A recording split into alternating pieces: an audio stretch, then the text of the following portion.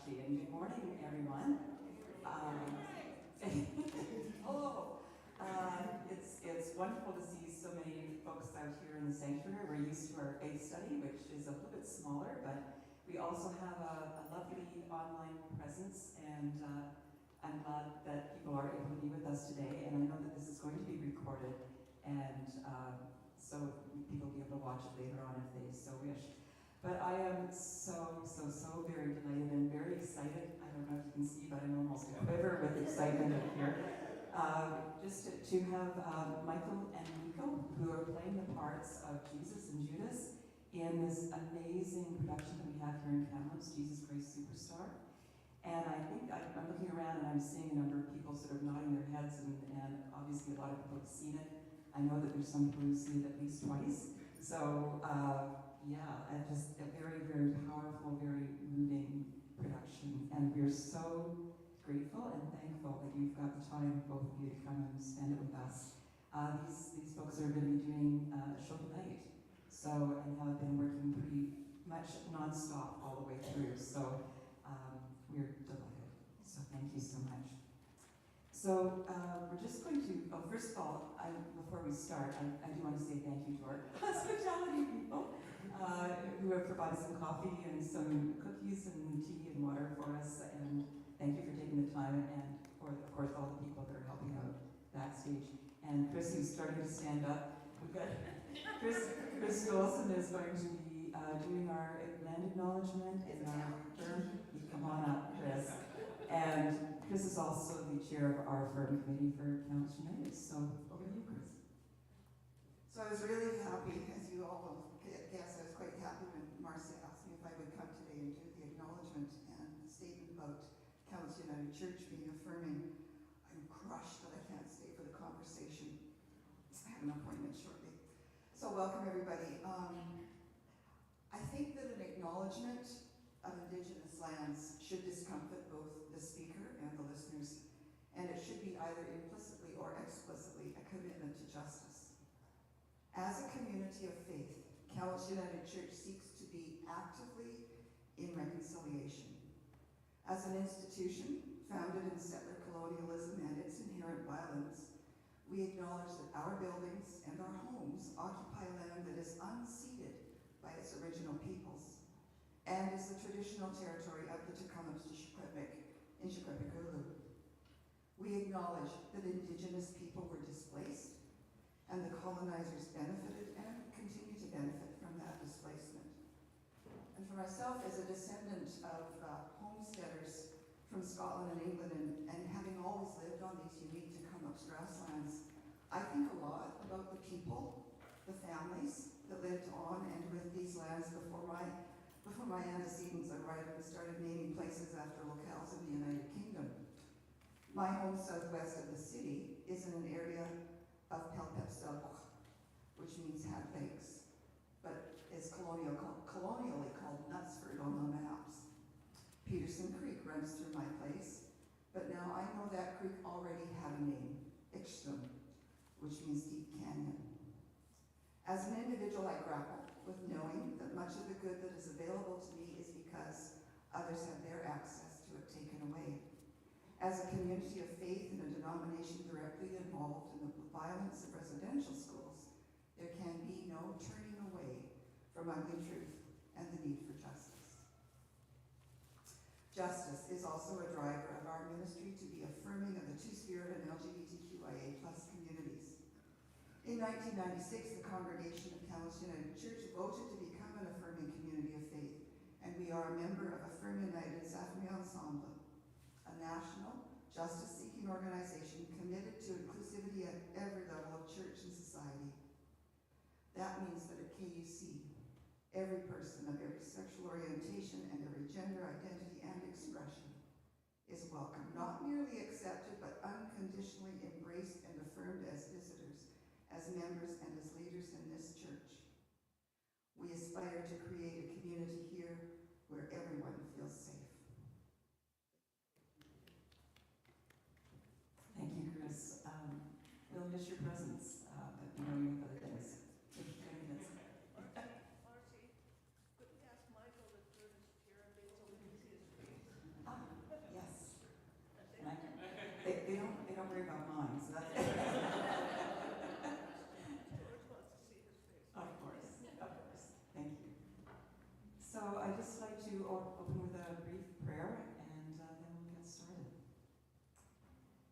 loving presence.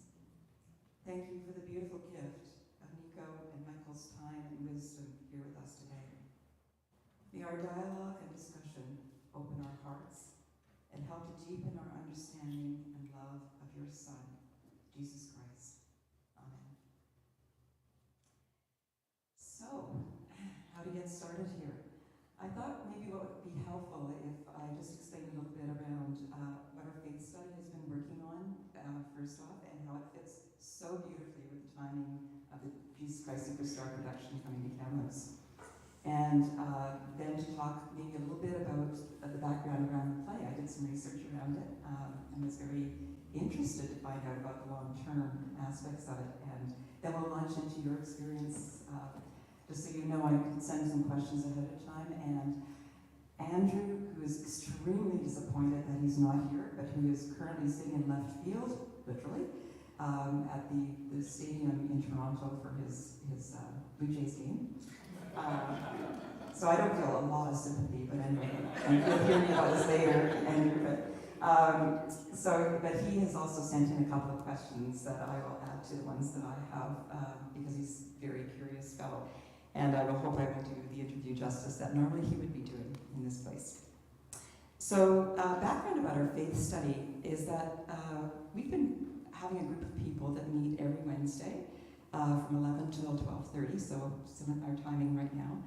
And it's an online presence as well as an in-person. And we talk about the scriptures for the week, what's coming up. And something that Andrew has been doing lately is to talk about the Gospels that have been discovered recently through the Dead Sea Scrolls. And I say recently from the 1940s, and it has been translated, obviously, since. And we had talked about the Gospel of Thomas, and most recently, and there were some readings a couple of weeks ago in the service, from the Gospel of Judas, which is, this book has been written about, and Andrew has lent it to me, The Lost Gospel, The Quest for the Gospel of Judas Iscariot, by Bart Ehrman and Herbert Crosney. I've only had it for a day or so, so I've just not been able to read it thoroughly, but it's an incredibly interesting book that speaks to being written. They found the manuscripts with the Dead Sea Scrolls, and they kind of got lost and put aside, this one in particular. And so these guys did a lot of research around why that happened, what they were looking for, and found out that they had people that could do all the testing, to find the dates, and people that were, good at looking at how it was written and from the time, and found out that it was actually was from about 150 AD. So they know that it was written, it was a Coptic version through the Gnostic approach, and they found that around was a fellow who was, and sorry, I've lost his name, from the start of the Church of Rome, who actually denounced this gospel because it showed Judas in a very, very different light. I'm just curious, do you know about this gospel, Nico? You haven't read it? Yeah, okay. So, but what's so interesting is that it does show Jesus and Judas as very, very good friends, and that a lot of what we've heard around betrayal didn't actually happen as a betrayal so much as something that needed to happen, and Judas was the one that stepped up to actually do that, which puts a very, very different light on our understanding that we've been raised with through the church for years.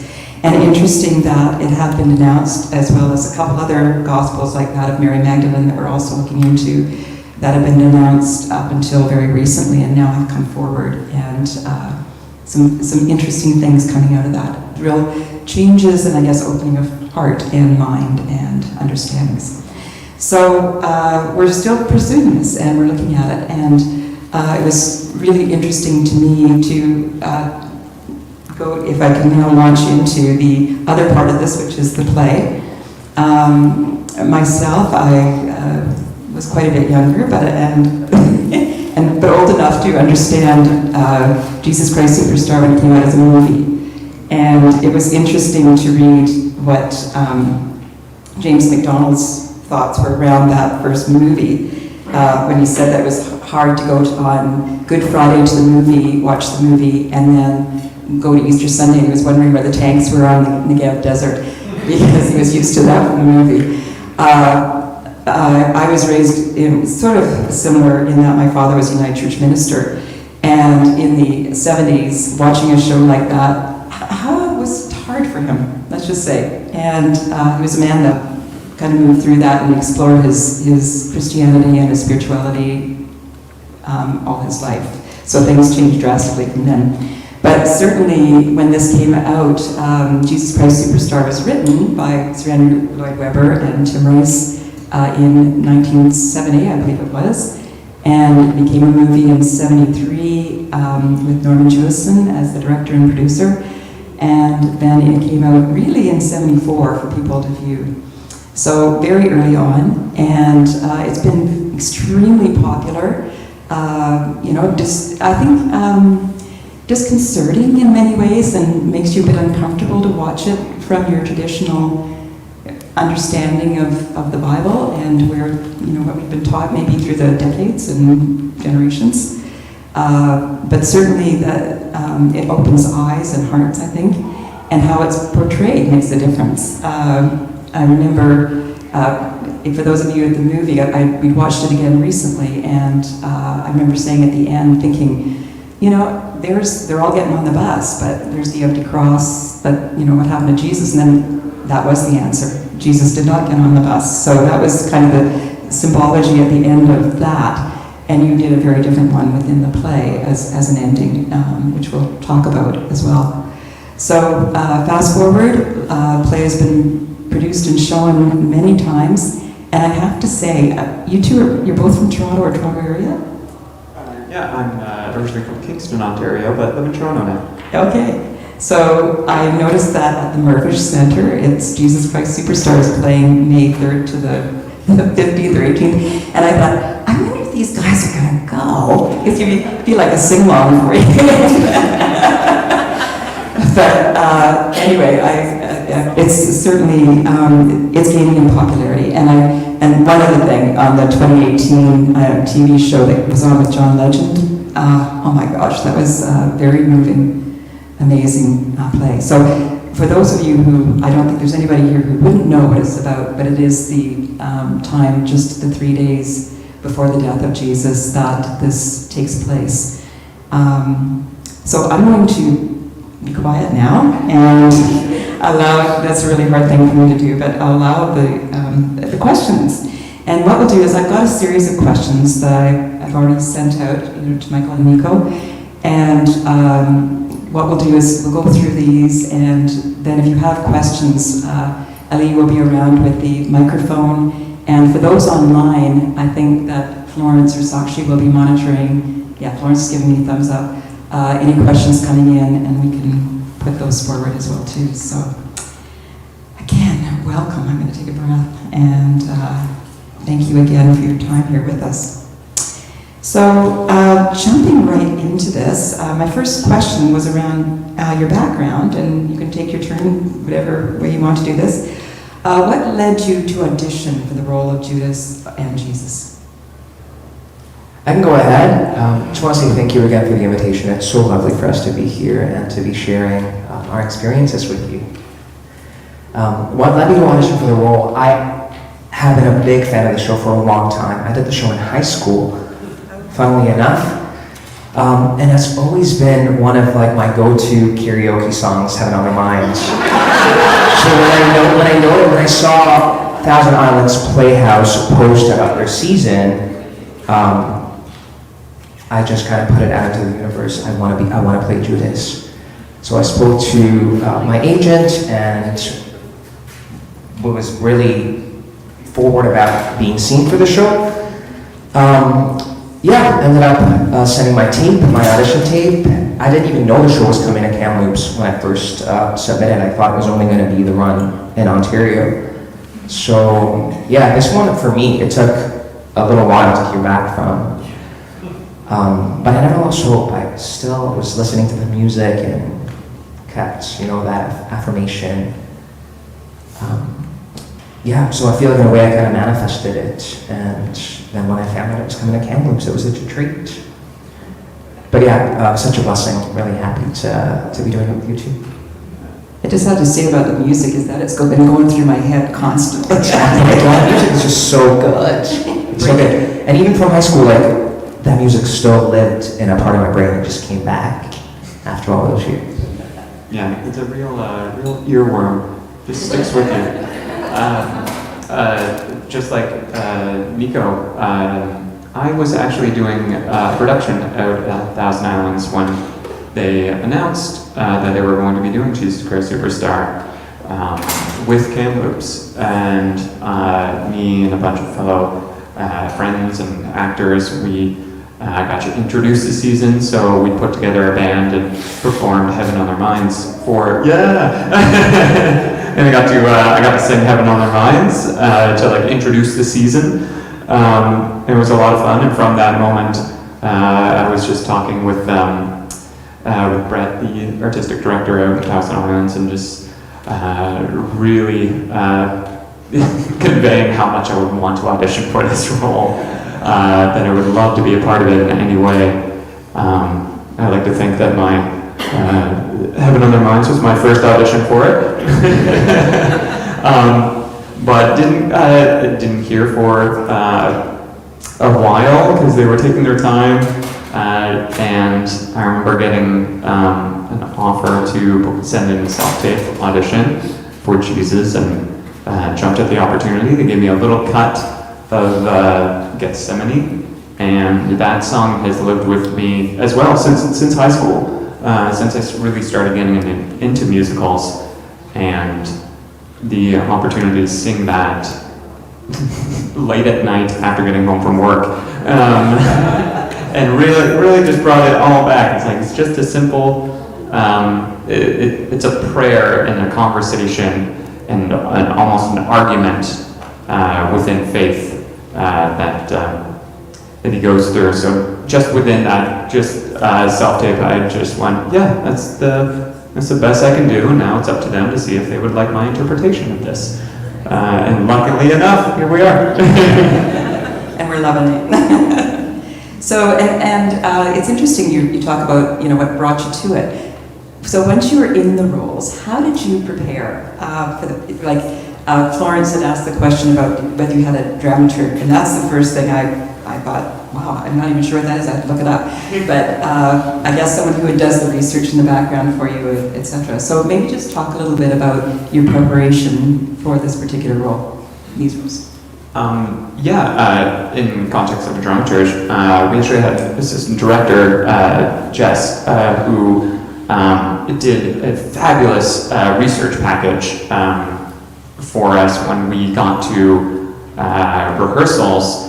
Gave us kind of like the breakdown historical context of when Jesus arrived in Jerusalem, what happened, where he went, and kind of timelined it out. So we had a little bit of little background research from the team itself and the creative team here in Kamloops. But for me personally, I started working on the music vocally with my vocal coach back in Toronto about a month before heading out here.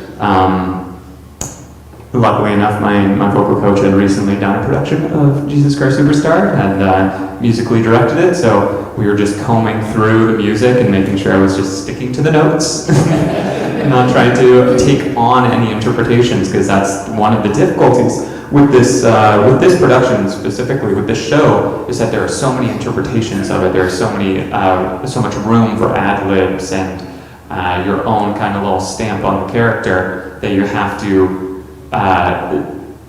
kind of take what you can, but also leave it. That's theirs. That's what they get to do. But if you like it, you can take a little hint of it.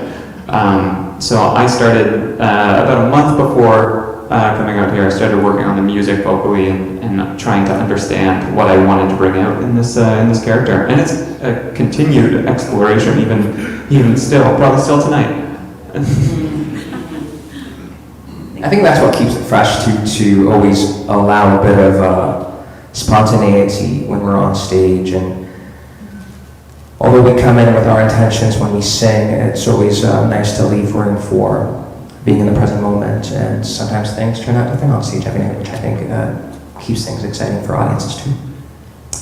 Well, I think the energy that you're talking about and just the changes, I think I've seen the play 3 or 4 times now, and they're all very different. And so the interpretation it's so important, so crucial, and it's interesting to see almost an evolution in how it's coming together, which is wonderful to see. So each person puts their spin, and yet there's more of a richness with each one, I think, that we see. So both of these roles are incredibly intense.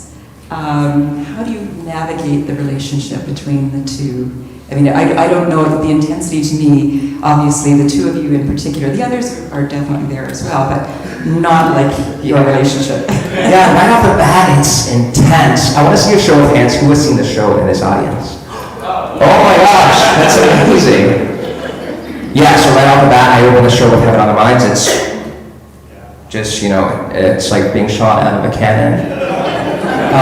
But I think it helps, Mike being such a lovely, you've got such a calm energy about you. I think it helps that, when we're not Judas and Jesus, it's just a very, beautiful, calming energy when we interact. So having that opposition helps with creating a divide.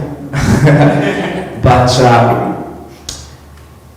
I live for the intensity, and I say it's so fun to play into that rawness and visceral feeling. My character throughout the play goes through a lot of turmoil and mixed emotions.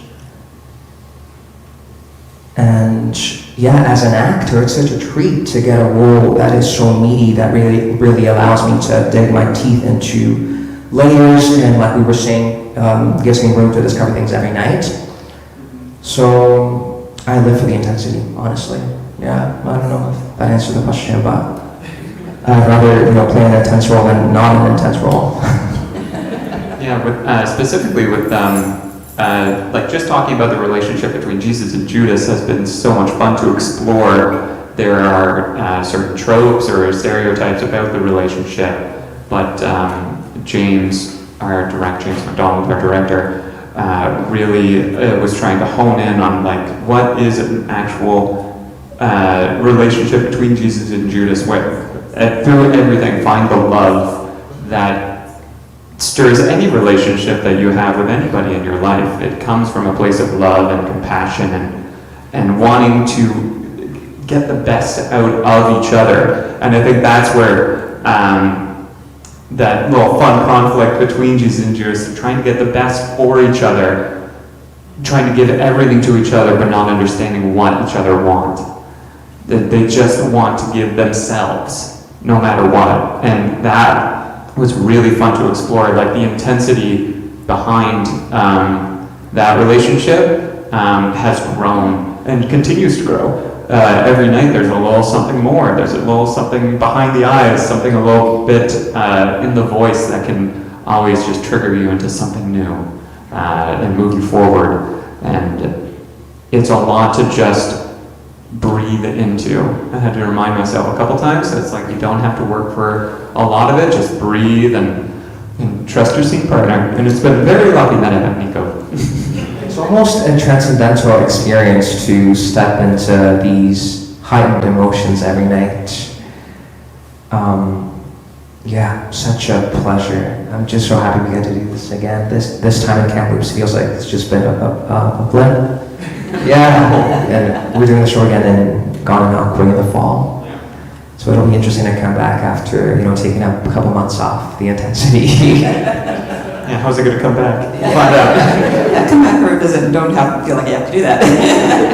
So yeah, around the intensity, because I certainly, within like a 2-hour period, you're going through incredible anger and frustration, it seems like, but also one moment that I was really struck by that I was struck by in the movie, the sort of the anger that was going on with that.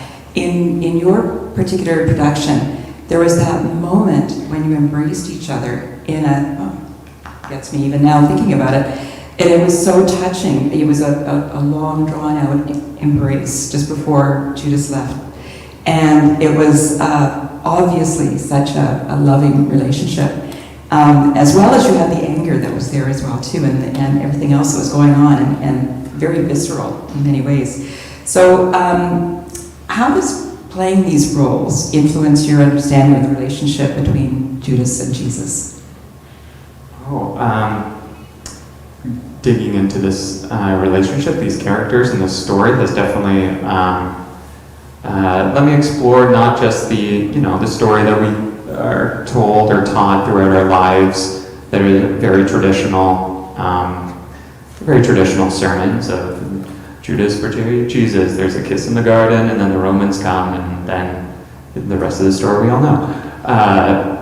But actually figuring out who they are as humans really got to me. It was just finding out, it's like these are just two individuals trying their hardest to change a horrible situation, an occupation, a system that doesn't allow love and devotion to be what it should be, and that is openness, kindness, and help towards your community. And finding that has been really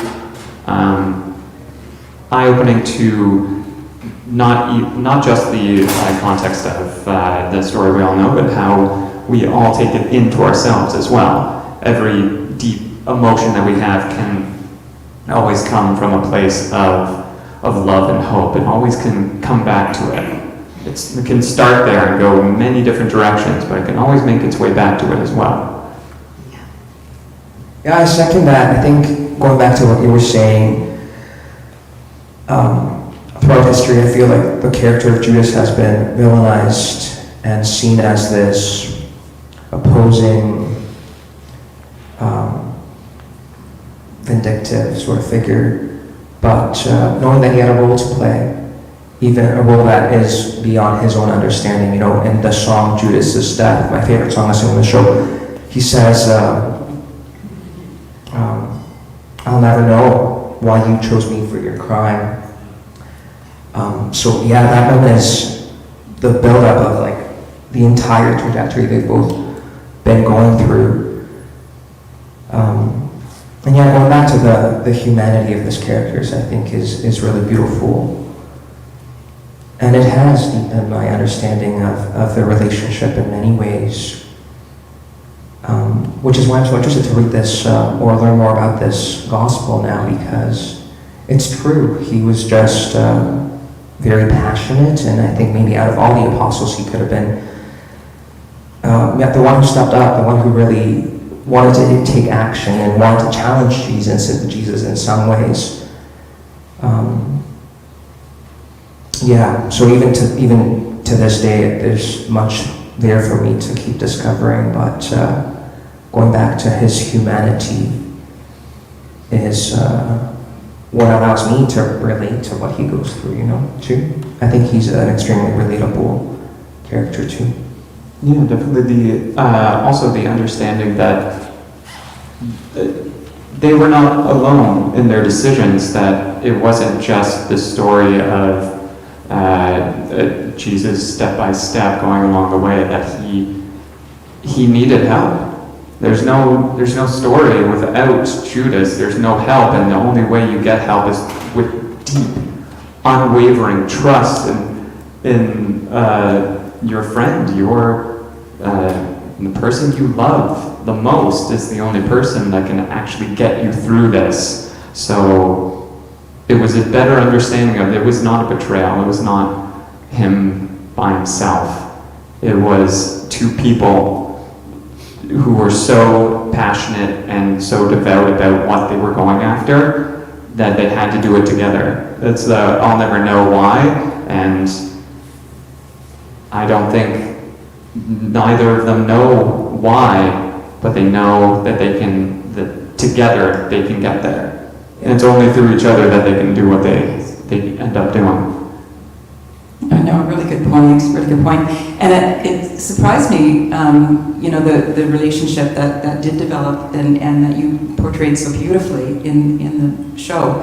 Because I was thinking again back to when Andrew Lloyd Webber wrote this, that those Gospels that we're talking about hadn't been found yet, or hadn't been they'd been found, but they'd been sort of ignored and put away. And so it wasn't until 2001 to 2006 that they were actually translated to English. So it's not something they had in hand to be referring to. So, the way it was portrayed was actually quite insightful, and I think perhaps that whole understanding of human character to human character, God being within as well, but what was that relationship like, and how to bring that into that existence. So Andrew would never let me get by without asking you a question that he sent me this morning. I've got one for each of you. And Michael, I think you're going to be first here. And it's around, has playing these roles changed your personal feelings about the characters and their historical or biblical significance? But Andrew has built on that, and he says, Michael, Jesus, how has your opinion been affected by playing the role of Jesus with the image of Mary Magdalene portrayed in the Bible and Christian teachings? He says, Pope Gregory I declares Mary Magdalene to be a harlot, but there's no evidence of that in the four Gospels of Mark, Matthew, Luke, and John. And certainly, as I was mentioning, we've now found a Gospel of Mary, which would be it's quite a loving, intimate Gospel from what we've been reading, the start of it. So anyway, your question, I shouldn't divert you, but yes. Sorry, repeat the question. Yeah, sorry. I do that to people. I'm sorry, I confuse you. How has your opinion been affected by playing the role of Jesus with the image of Mary Magdalene portrayed in the Bible and Christian teaching? So your relationship with Mary. I think it's my understanding. I did a lot of historical research around the period that the story of Jesus takes place, the actual historical occupation of Judea by the Romans around like 30 AD, BCE, sorry, and it did change a little bit because the sects that were happening at that time, the division between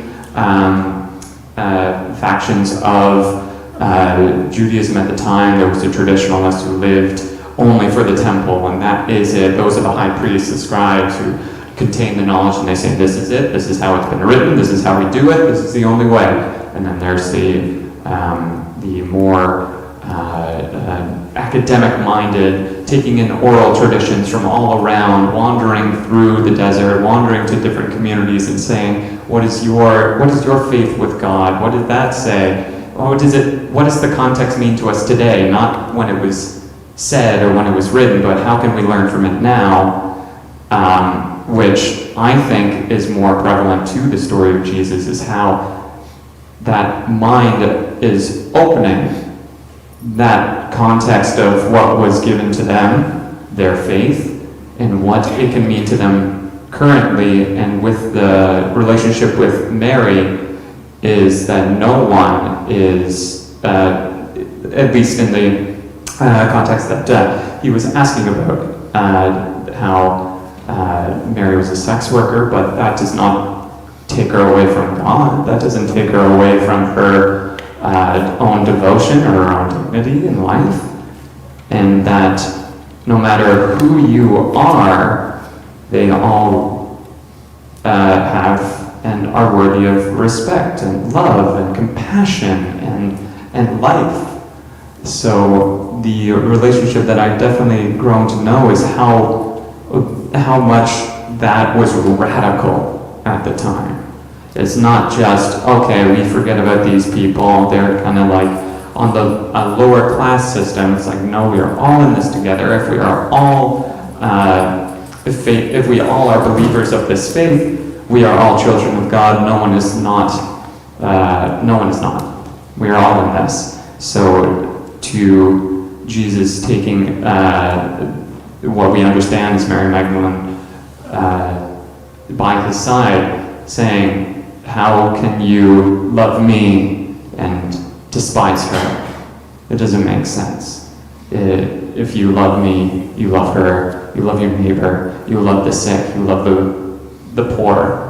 That's what he was trying to get across, I think. I think you're right. Thank you for putting that so beautifully. And yeah, it is the relational piece again, right, between Jesus and between everyone in his community and beyond, and his understanding. It's what we all struggle to do, right?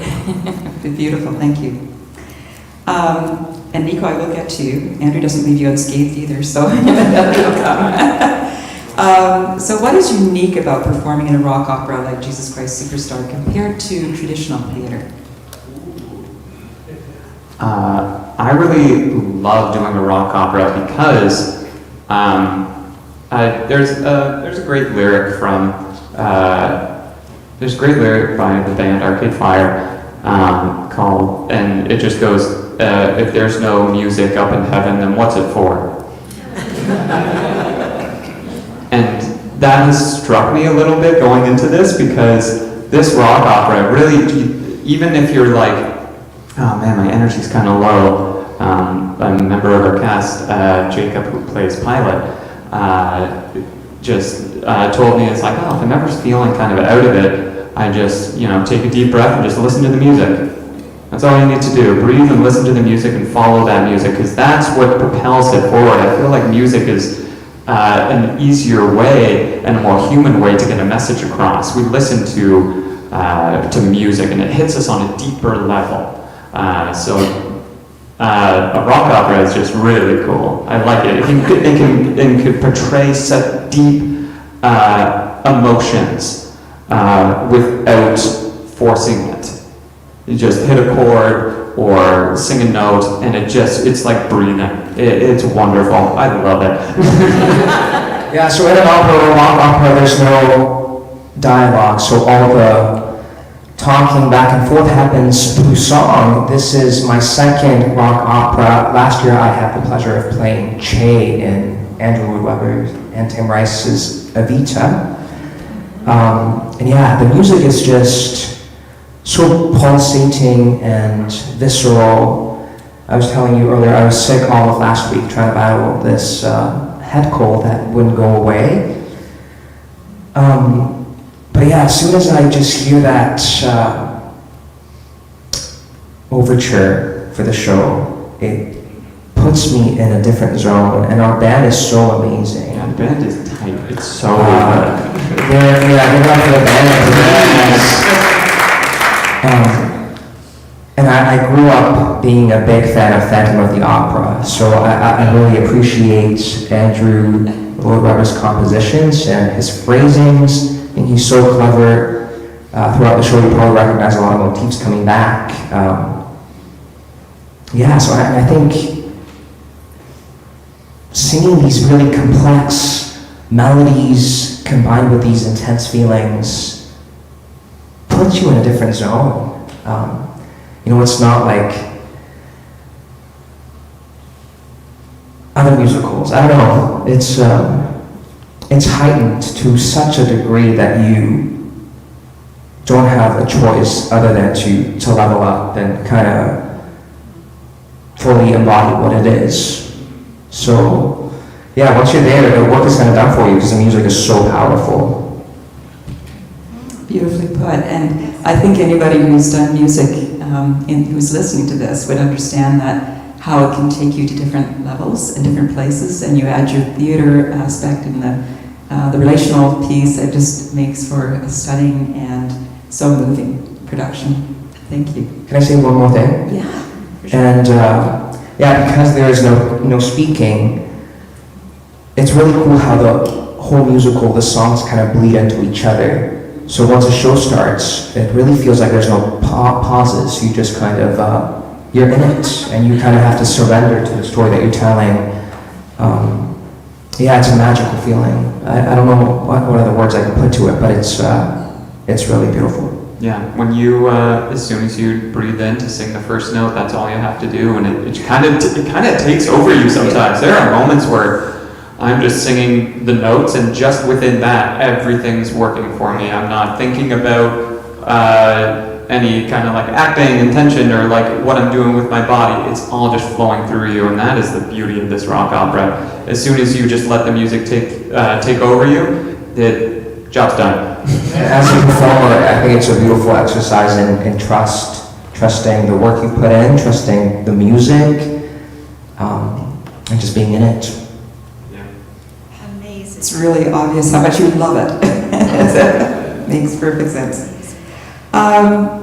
Okay. Oh, you might have gotten into a little bit of this, but what are some of the ways the rock opera format affects the portrayal of your character and story?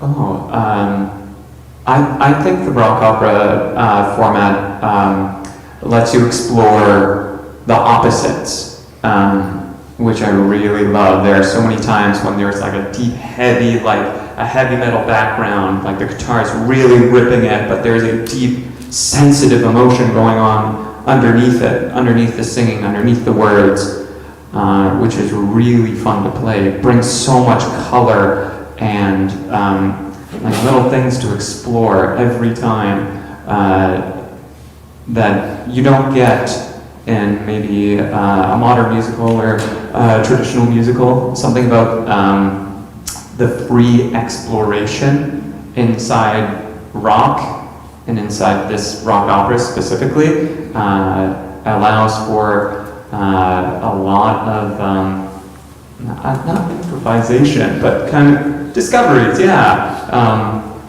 I think it's fantastic.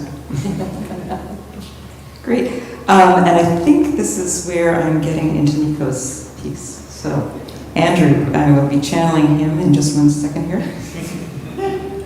Okay. Yeah. All right. Oh, no. What's the inning? Anyway, no, sorry. Okay, and this speaks to what you were mentioning to me earlier about the Gospel of Judas. And he says, his question is, were you aware of the Gospel of Judas? And the fact that we read from this Gospel as part of Holy Week in this church. And the second part was, what was the thinking behind the design of your robe to have crosses on it after Judas was seeing the news on stage? Yeah, I'm really glad you asked this question, and I can't speak for our costume designer, but I did reach out to her, and if you allow me, I'll read you what she sent me back, because I think it's a really interesting answer.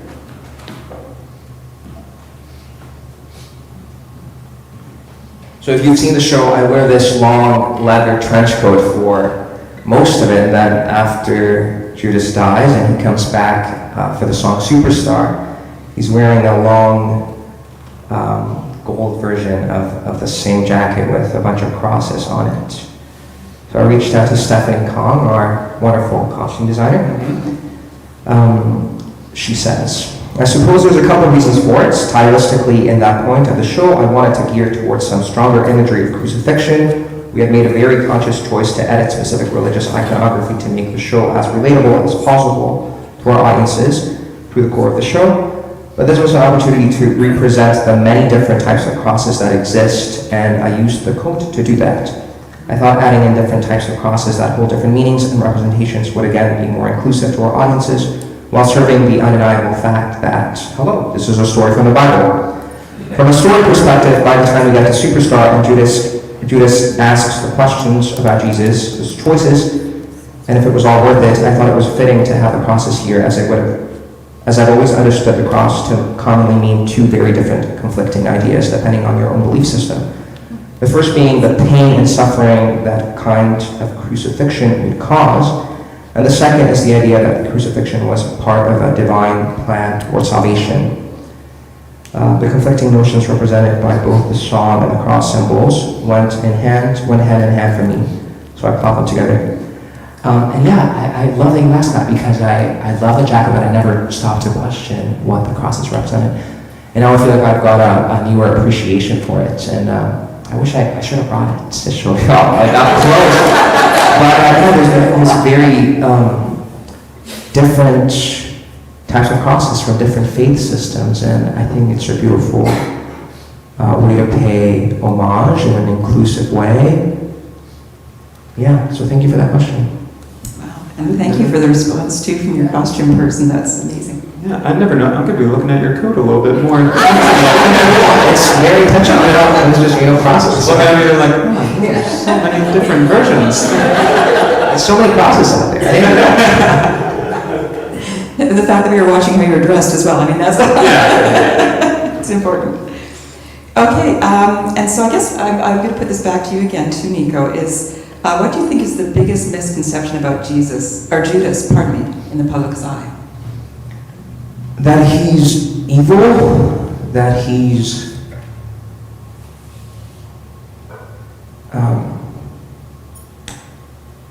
vindictive. I feel like even what he tells the priests where Jesus is going to be, up until that moment I feel like he's almost lost control of his own will, but knows that by some way of providence or preordained divine destiny, this is the role that has been trusted to him to play. So yeah, I feel like now I've got some homework to do and learn more about his gospel, but yeah, I think it's a big misconception that he's just been painted out to be a villain. So I feel like the name Judas should come back. People should start naming the kids Judas again. Hot take. It's a hot take. No, it really does turn things. I think I mentioned that, and I think it was when I was talking to you, Michael, about outside the stage door, and I said that it really turns things on its head, and you were going, oh yeah, it does. It does. How do you, looking at this and understanding, and someone that has been really demonized for since the beginning, and interesting to be reading from the background and the research that it was actually the early church that was doing that to him, and that it had not been, that the truth had not been allowed to be published or what have you. Unfortunately, the manuscript, a lot of it has been lost through deterioration because nobody really took a lot of care of it. But they have done a lot of work around it, and I think we'll be hearing a lot more as time goes on, about all the Gospels that were in the Dead Sea Scrolls and the writings, and the fact that they could actually prove the timing of them, that they weren't just fakes, or they could authenticate them. It's so interesting. I'll just say one thing. As an actor, I feel like it's also my job to approach the role through the eyes of compassion and not see myself necessarily as this villain, but he doesn't see himself that way. So being able to approach his journey through love and compassion opened up my eyes to see him as a full human, not just this character who's been villainized throughout history. So yeah, and the way you portrayed him, there was the anger that was there, definitely, but it was sort of that anger. Why is this happening to me? Like, I know I have to do this, and I'm doing this for my Lord and my friend, and I, it's part of what I've been asked to do. But it's like, and I think for both of you, that to me the anger became something different. That it was more this, we got to do this thing, right? It's just it has to happen for this to continue. And who wants to face that? Who would want to go through that? There's a great insight that I was listening to a podcast called Throughline, and they were talking about dissenters. Specifically, they were looking at examples of Malcolm X, Martin Luther King, and what was the last one? No, it was just those two. It was the two, heads of the civil rights movement in the 60s in America, and talking specifically about how hard it is to speak out to those who are closest to you, the people who are following you, or the people who you have the most faith in, and you have to say you're doing it wrong.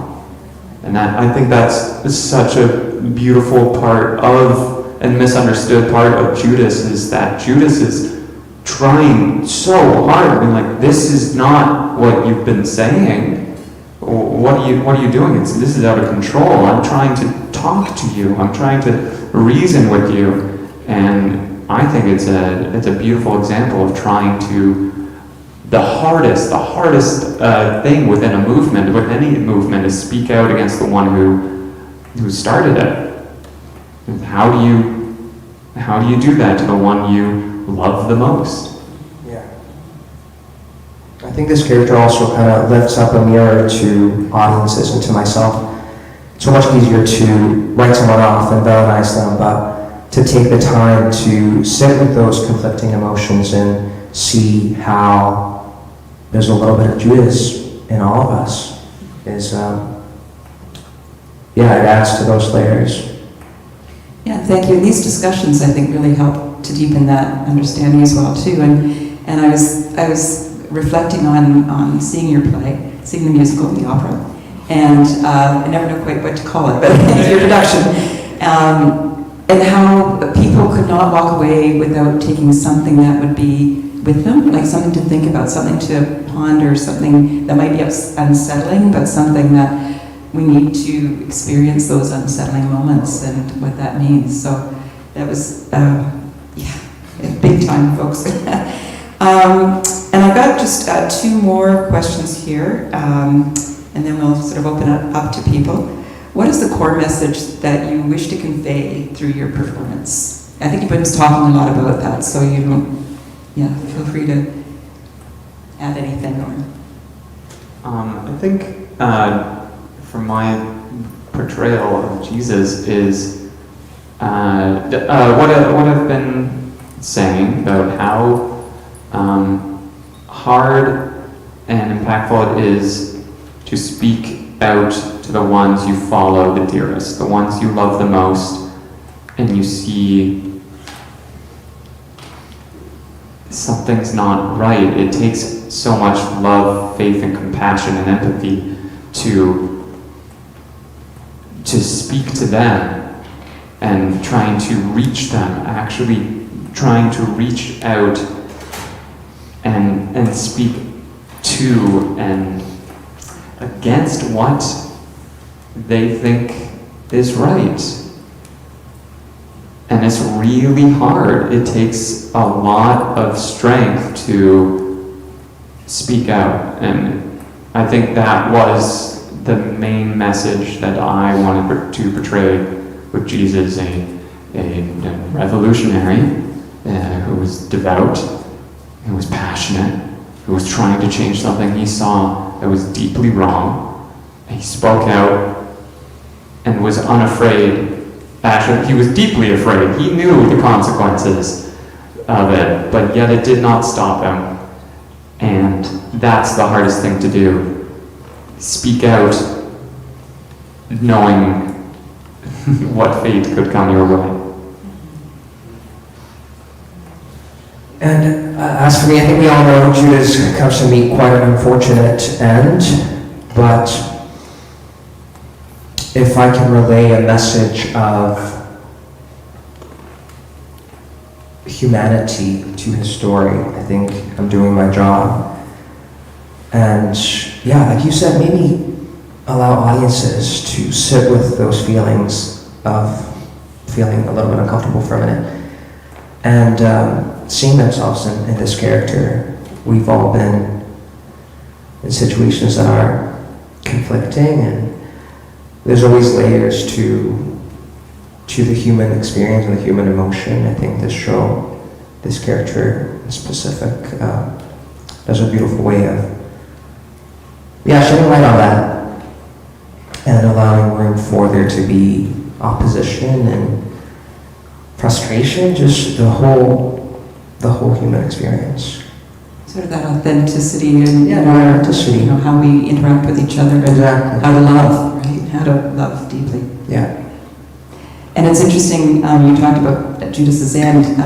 What I gleaned from this, and as I say, it's only been a day of doing some lighter reading with it, is that it wasn't a hanging in this one. It was actually Judas departed into a cloud. You're kidding. So, wow. I would love that. Yes.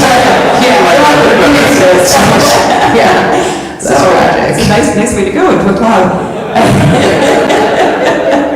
But it was kind of that, I guess, giving up with the human form, and that's the whole thing, right? The spirituality The transcendence. which is the story, I think, with Jesus as well too, is that our human form is so transitory, and what we really are is that spiritual body, spiritual being that returning just to our creator, right?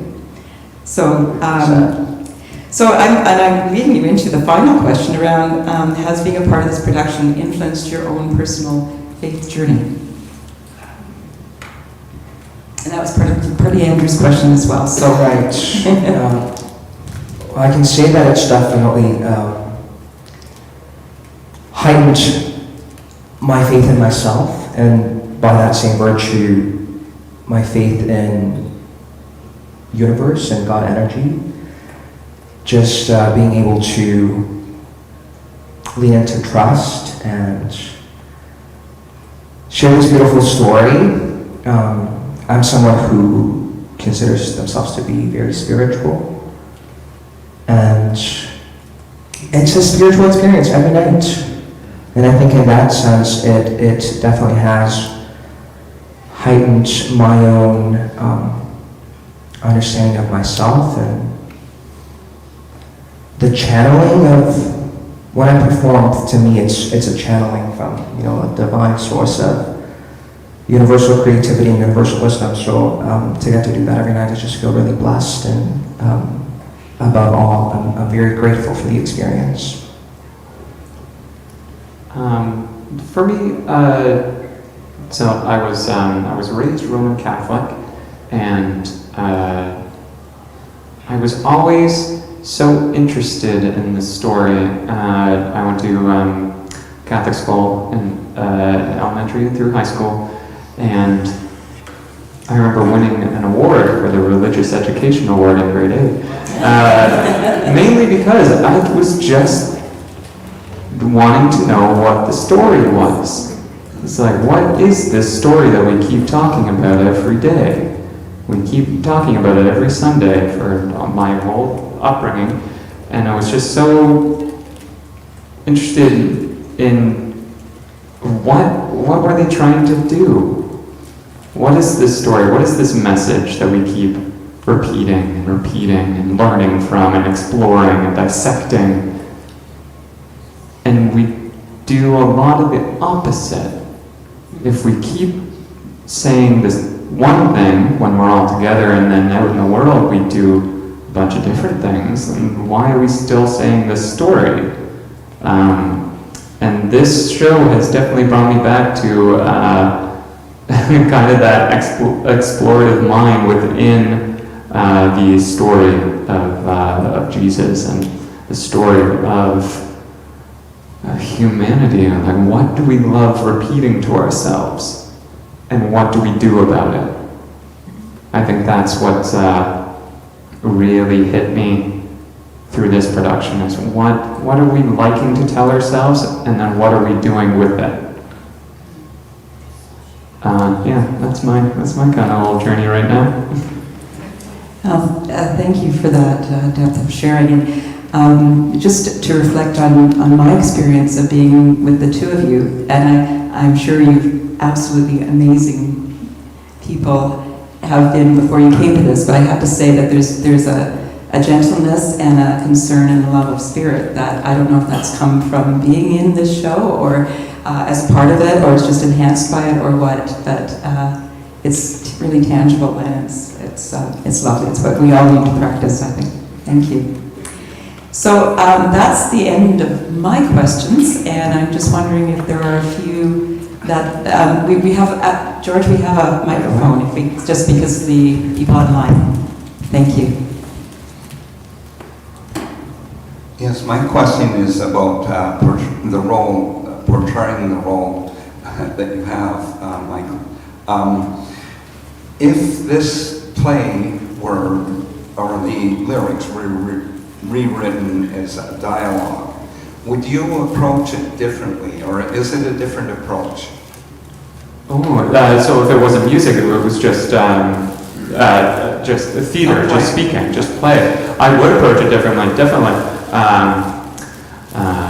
I wouldn't have to focus on my singing so much, that's good. But I think I would approach it a little differently because it's a different medium. Through music, you can allow yourself to just reach an emotive state that comes so easily, at least for me. And then if you're solely on text, it gets a little bit more intimate. With a rock opera, it is very much presenting. It's very much a reach out. It's like I'm reaching out to you, where when it's a play, you let people to come in. You let people kind of like find you. You don't go searching. You don't go projecting. Would you approach this, I don't know, as some actors, say Marlon Brando,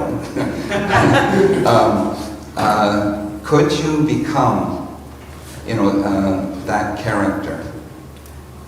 I think we all have the capacity for that. That methodology of the method acting, where one must have the experience, one must be the character, I think is a great tool to many actors. I think it's a fabulous way of finding a character. Personally, I think every character lives inside of us, though. Any character that I portray, there's always a part of myself within them. A great teacher I had in college, we did mask work, and I think it's the best explanation of how I like getting into characters. At first, it's me, and then it's not me, and then it's not me.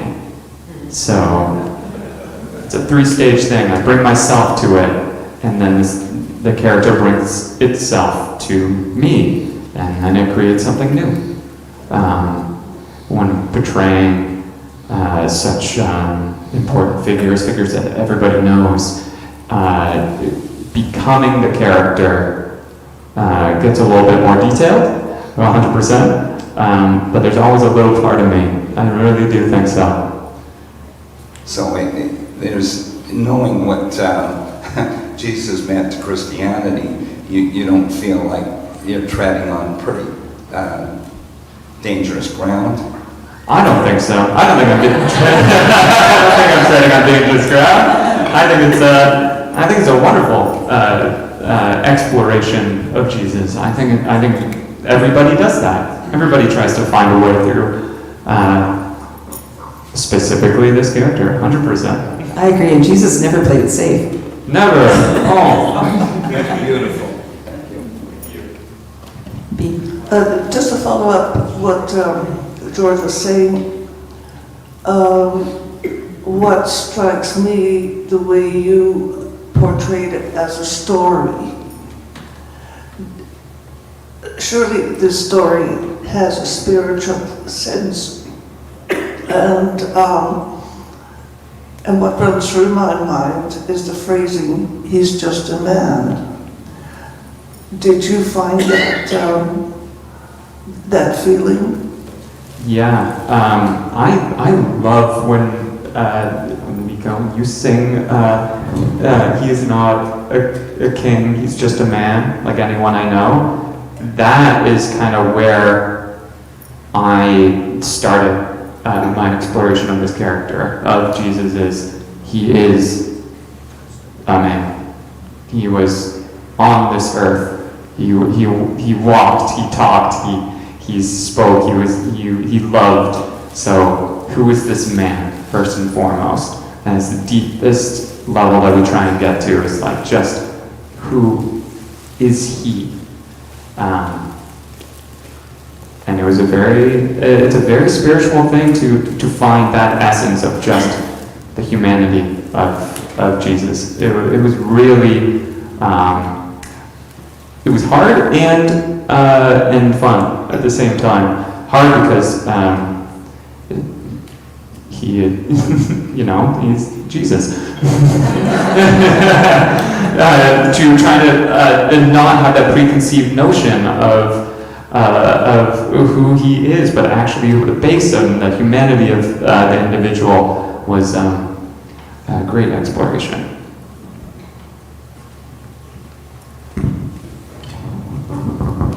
First of all, I just want to say that I loved both of your performances. I saw you last week. And a little other comment. I had the pleasure of teaching Alex from your band, the bass player, for a good number of years when he was in high school. Did he learn all the instruments from you? Because he can play so many. He can. I can't take credit for all that talent. I tell you. He was a force to be reckoned with even in high school. I also want to apologize for our facility. Perhaps next time you guys are in town, you might have a theater that is worthy of your performances. I know there was some sound difficulties every once in a while, and that's based on acoustics in the Sagebrush Theater and the limitations there. But I thought you both transcended them, and luckily most of us knew the story. So, my question for you is actually I guess it's more for you, Chris. The idea that I was always, I was brought up Roman Catholic as well, and I was always more angry with Peter than with Judas, because I always felt that Judas had the courage of his convictions. He was passionate about telling Jesus, this isn't what I signed up for. You're doing something different than what we planned, and have it on your mind, and all that. And Peter was the one that was supposed to be so faithful, and he ended up denying him. And I was always really angry as, learning these stories with Peter. I know eventually he was forgiven, and Judas never asked for forgiveness. So I'm not like that. That's part of the story that I still kind of struggle with. How do you find through this particular production that relationship between you? So maybe it's kind of a twofold question, I guess. Whether Jesus' relationship with Peter or Judas's, the difference in how those relationships were portrayed through Andrew Lloyd Webber's work. Does that make sense? It does, and thank you for the question. I think when I did a little bit of my own research, Judas always felt alienated from the rest of the disciples in one way or another. And I think that kind of gave him the impotence to throw caution to the wind and ask the questions he really wanted to ask, and confront Jesus when maybe the other apostles just kind of sweet-talked you and kind of fed him what he wanted to hear. But I agree with you. Peter, man, he was supposed to be the one! Yeah. But it is interesting. I think Judas is extremely courageous, and the bravery that it took for him to stand his ground and follow through with this mission that his life was trusted to go on. So I look at him through that lens. Yeah. Now these questions really speak to the humanity that comes out in the productions, and I was thinking, as you were both speaking, and the questions that were coming forward, which are great, just how that makes it more relevant, perhaps, in terms of a faith, the understanding in today's world. There's a lot of I work with a number of millennials, and people who are struggling to find something. Christianity is a hard thing for them to attach to, because there's a persona, there's a thing that goes with it, a whole piece that they don't like, and what the church has been doing, and I use that broadly. But it's created some real gaps and some real hard things to bridge. And I'm wondering if something, like talking about the humanity and how, the God that's there, the struggles that we go through, the human interactions, like in your view, how do you see that as appropriate or as helpful, or I don't know, I'm not using the right words, but do you understand my gist? Yeah, I understand what you mean. And it's the fact that faith has never been an evil thing. Faith is beautiful. Devotion is wonderful. it's the systemization and the status of power with faith, not faith itself. It's beautiful. Finding faith is, I think, something really, lack of better word, it's very divine. It's very loving. It's beautiful within the self. And when it's, it can easily be manipulated and used as somebody else's tool instead of somebody's own personal relationship, their own heart. And that is, I think, a big problem that through history, and I think that's what's coming to a grip more and more, is understanding that it's not the faith, it's not this story, it's the people who want to use it for their own good, for their own reasons, for finding that must be the way because I want it to be, not for I'm just here to help and love and be kind. I think you used the perfect word there, Mike.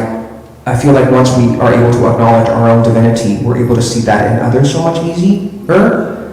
And I think the problem really stems from these labels that as humans we like to put on ourselves that really only serve to further create more division and opposition. But love is universal and love is the source of everything.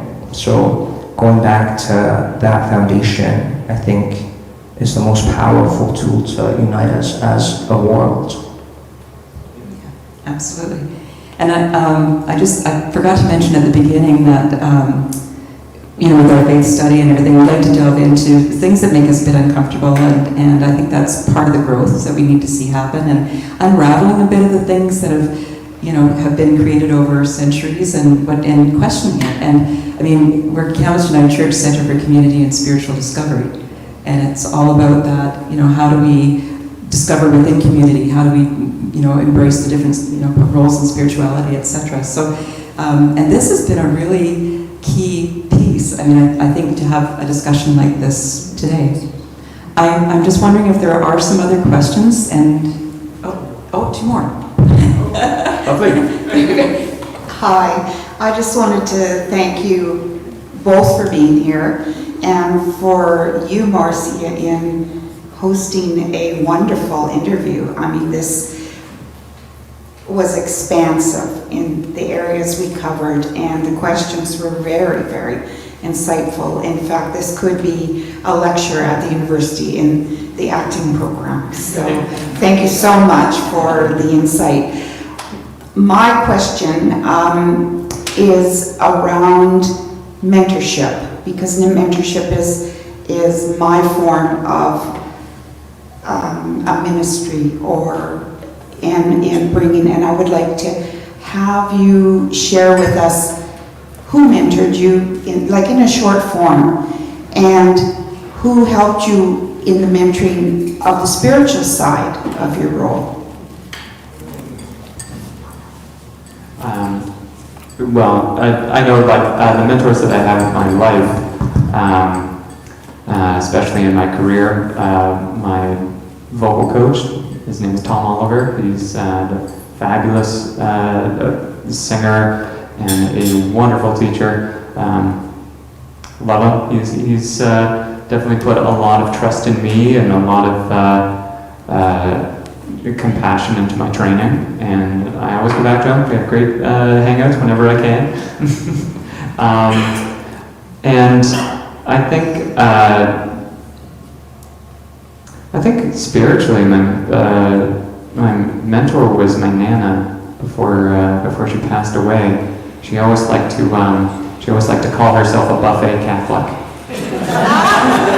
She liked to take the good parts and just leave the other ones. Which I kind of always admired and loved, and it trickled in all the way through my family. They all like to call themselves buffet Catholics, and it's taking the good messages and knowing the history behind where the other stuff comes from. Know the full context so you know what you want to listen to and understand where the messages can come from.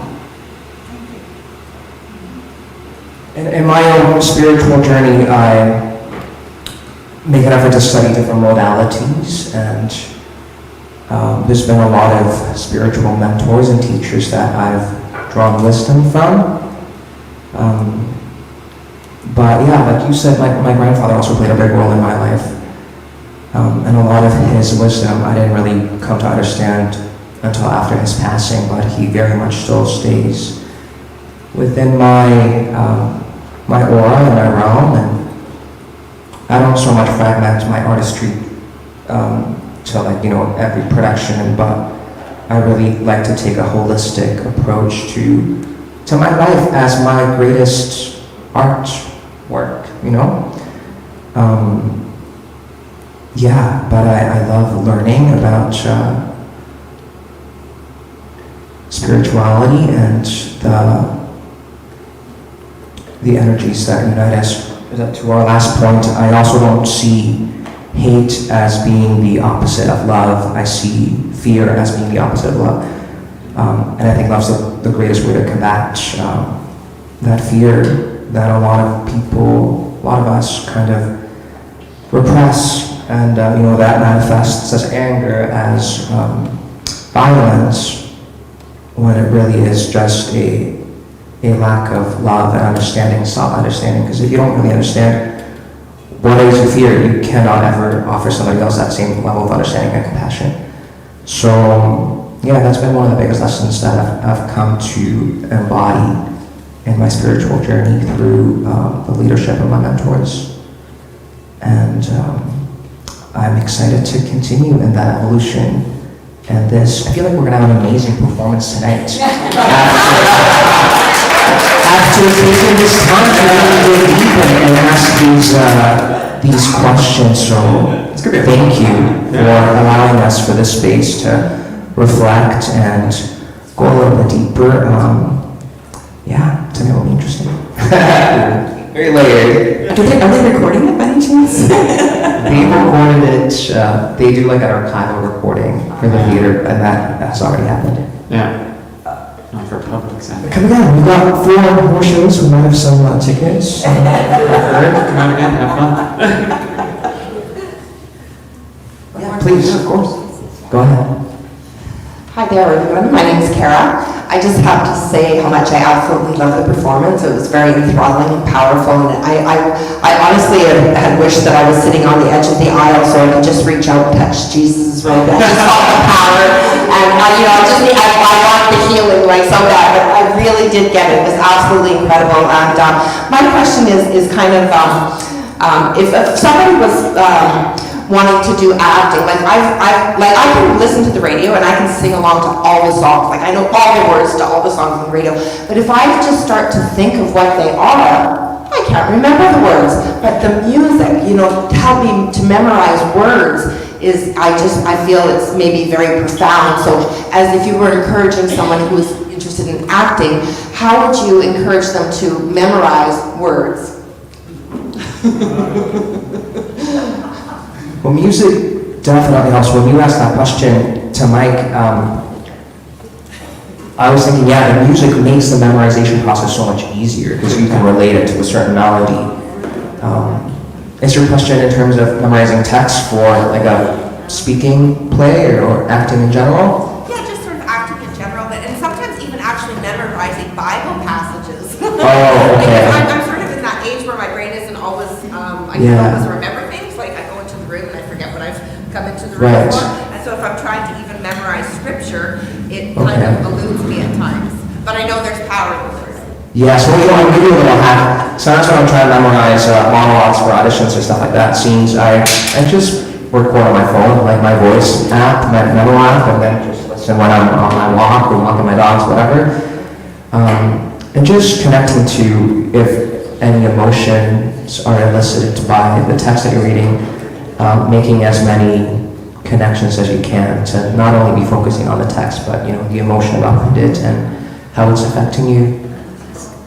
Yeah, I think also a lovely question I'd like to ask myself while I'm trying to learn anything is just for who and for why. For who is this for, and why is it for? Always helps me because as soon as I know those two, the answers to those two questions, it allows my brain just to sink it in a little easier. Okay, I think we have time for just one more question. I see Karen as well. Yeah, it's a quick question. You've done such a wonderful job articulating how the roles have you've gotten into the roles, what you've made of them. My question is, why those roles in the first place? Like you talked about doing a tape and sending it in. Well, you could have done a tape for Peter or Caiaphas or, why Jesus? Why Judas? Ooh. Well, I auditioned for both Jesus and Judas, funnily enough. So I did send a take of Gethsemane in along with my take of Heaven on the Minds, but I always felt like more of a Judas. But yeah, I don't know, this role has I've always felt a fascination, and I've always felt drawn to this role ever since I first learned about the show in high school. I did a one-person show when I lived in Australia, and the song that I opened was, the song that I opened the show with was Heaven on the Mind, so I feel like in a sense I've been manifesting this for a while. I don't know, Judas, I think Judas, the role kind of called me, and it happened to work out in that way. But yeah, it's definitely a dream role of mine, just like Che was in Evita, so it's really affirming in my journey that it happened to work out. Yeah. I love both the characters of Judas and Jesus, and kind of weird. Like I've always wanted to play Jesus, and I don't know. Sometimes when you just keep thinking about it, it'll come to you.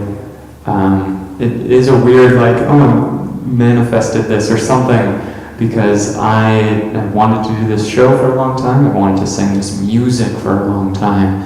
I fell in love with the music as a teenager, and for it to come back, I'm also 33, so this is my Jesus year. Which I made a joke about that. On my birthday, and being like, this is my Jesus year, and I had a bunch of jokes with a bunch of my friends, and then this audition opportunity came up, and I'm like, well, it's aligning, I guess I have to. So, divine intervention. Manifestation is real, so a lot of the time we just have to claim the things that we want, and tell the universe what it is, and you'll be surprised with what it delivers. Thank you. Well, I would say it was absolutely divine intervention to have the two of you in those roles, because you've taken them and made them your own and made them come alive for all of us. So thank you for that. Thank you. Thank you so much.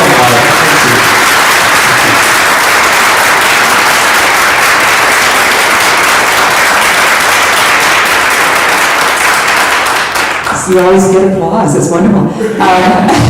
And before we totally finish, Andrew would never let me live it down if I didn't say that one of his parting words to me about 20 minutes before I arrived here today, he phoned and said, make sure you tell people that this is the first time that Jesus and Judas have actually been physically in a church in anywhere in the world.